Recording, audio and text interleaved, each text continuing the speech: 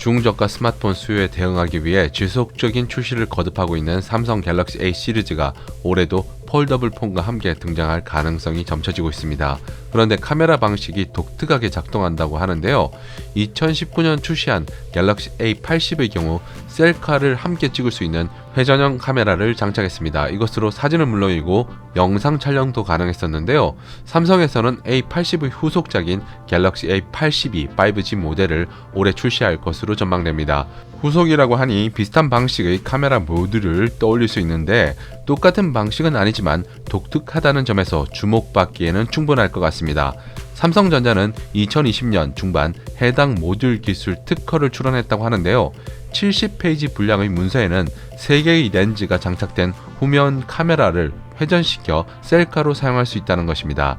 레츠코 디지털에서 특허를 바탕으로 만든 렌더링 이미지를 보면 조금 더 이해하기 쉬울 것 같은데요. 일반적인 촬영 시에는 보통의 스마트폰처럼 세로 배열로 된 카메라 모듈을 이용하게 됩니다. 그러다가 셀카를 찍게 되면 자동으로 회전해서 하단 모듈 2개의 렌즈는 기기 안에 내장되어 있고 단 하나의 렌즈가 툭 튀어나와 자신의 모습을 촬영할 수 있는 방식입니다. 해당 장치는 사용자의 카메라 어플을 실행하면 완전 자동으로 동작한다고 하는데요.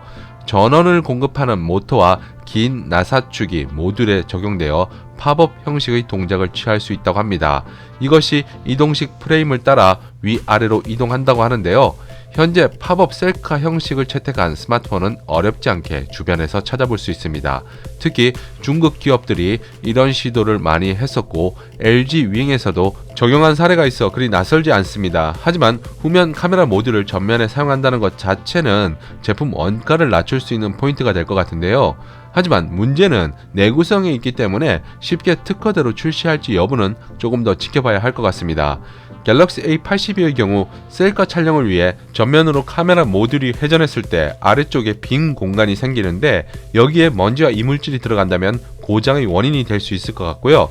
방수 성능에도 상당한 영향을 미칠 수 있다는 게 단점으로 작용할 것 같습니다.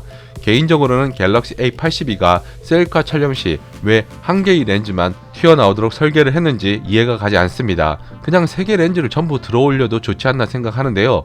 사실 스마트폰에서 전면과 후면 카메라 성능에는 차이가 있어 셀카로 촬영하면 화질이 떨어지는 문제가 있습니다. 어차피 먼지와 방수 관련한 약점이 있다면 3개의 렌즈를 동시에 전면으로 회전시키는 방법도 좋지 않나 생각해보고요. 갤럭시 A82는 2021년 하반기에 출시될 예정이라고 합니다. 가격대는 기존 A 시리즈보다 조금 더 높게 형성될 것이라는 예상인데요. 그래도 스펙만 뒷받침되어 준다면 의외의 인기 있는 모델로 자리 잡을 수도 있을 것 같습니다.